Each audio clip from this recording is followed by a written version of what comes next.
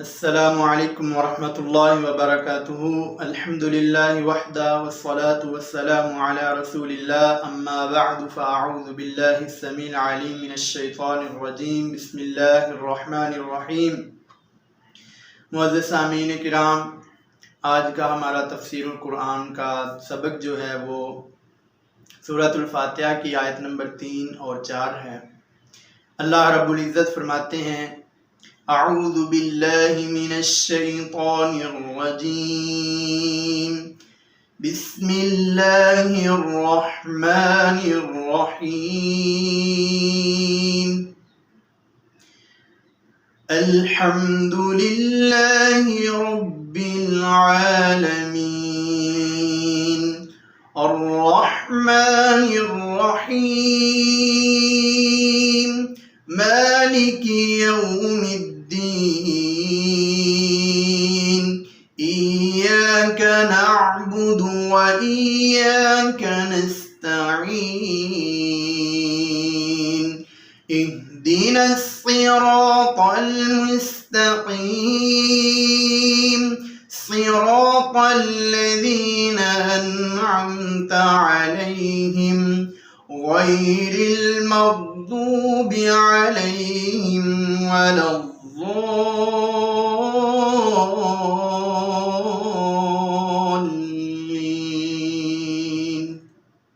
آمین۔ معزز سامعین کرام، آج کی ہماری آیت نمبر 3 اور 4 ہے۔ اس کے اندر اللہ رب العزت فرماتے ہیں کہ مالک یوم الدین، جن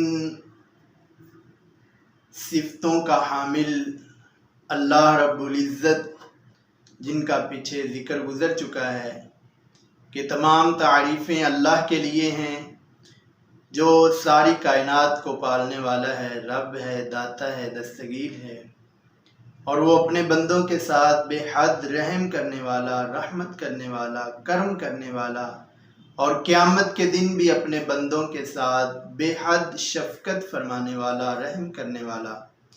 وہ اپنے بندوں کو جنت کے سرٹیفکیٹ عطا فرمائے گا اور مومن بندوں کو معاف فرمائے گا۔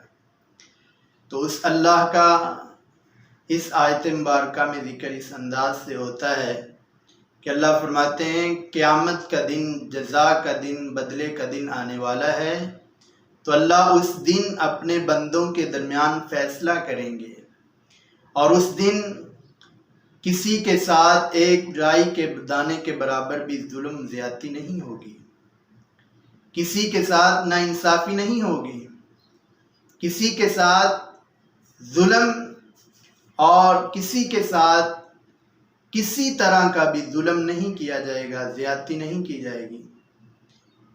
تو اللہ رب العزت کا وہ میزان اور وہ دن جس میں اللہ رب العزت فیصلے فرمائیں گے، عدل والا اور انصاف والا ہوگا۔ اللہ فرماتے ہیں مالکی، مالک ہے یوم الدین، جزا کے دن کا، اور اس میں ایک قرات ملکی بھی آتی ہے، ملک یوم الدین، کہ اللہ رب العزت قیامت کے دن کا بادشاہ بھی ہے، اور وہ قیامت کا دن جس کے بارے میں اللہ فرماتے ہیں یوم لا تملک نفس لنفس شیئا والامر یومئذ للہ،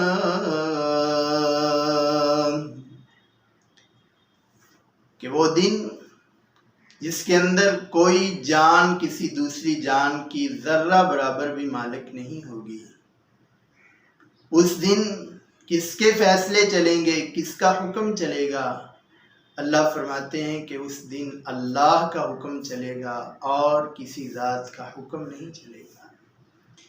وہاں بادشاہت اللہ کی ہوگی، وہاں انصاف کرنے والا اللہ کی ذات ہوگی، اور اللہ کے علاوہ کسی دوسرے کا حکم نہیں چلے گا۔ اور ایک قرآن مجید کے دوسرے مقام پہ اللہ فرماتے ہیں کہ اللہ قیامت کے دن لوگوں سے خطاب فرمائیں گے اور فرمائیں گے لمن الملک اليوم للہ الواحد القہار، کہ آج کے دن کس کی بادشاہت ہے، کس کا فیصلہ ہوگا، کس کا حکم چلے گا؟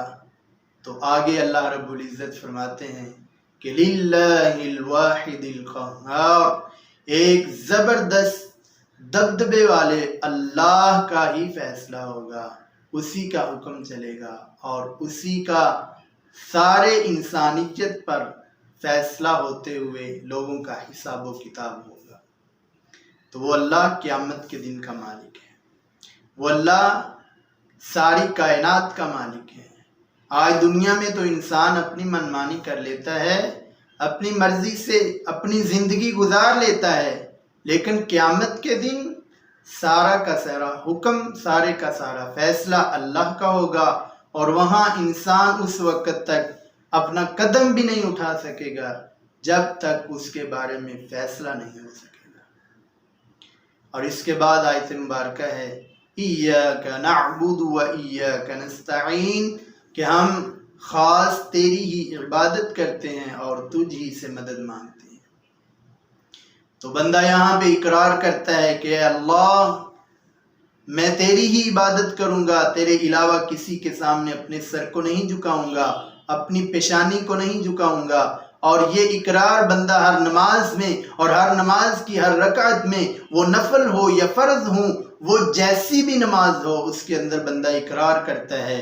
اور یہ اقرار کرنے کے بعد اگر کوئی بندہ کسی دوسرے کے سامنے جا کے اپنے سر کو جھکائے گا تو وہ اللہ کی نافرمانی کرے گا اور اللہ کے ساتھ غداری کرے گا۔ بندہ اقرار کرتا ہے ایاک نعبد، ہم تیری ہی عبادت کرتے ہیں، و ایاک نستعین، اور خاص تجھ ہی سے مدد مانگتے ہیں۔ تو اللہ ہی سے مدد مانگنی چاہیے، اللہ ہی سے اپنے سارے معاملات رکھنے چاہیے، اور کسی دوسرے کے بارے میں یہ نہیں رکھنا چاہیے کہ اللہ کے علاوہ کوئی دوسرا مدد کرنے والا ہے، بگڑی بنانے والا ہے، اولادیں دینے والا ہے۔ کسی کے لیے نظر و نیاز نہیں ہوں گی، سب کچھ اللہ رب العزت کے لیے ہوگا، اور یہ کام ہمارے اوپر لازمی ہیں اور فرض ہیں۔ اللہ رب العزت سے دعا ہے اللہ رب العزت ہمیں قرآن سمجھنے کی اور اس پر عمل پیرا ہونے کی توفیق عطا فرمائے۔ وآخر دعوانا ان الحمد للہ رب العالمین۔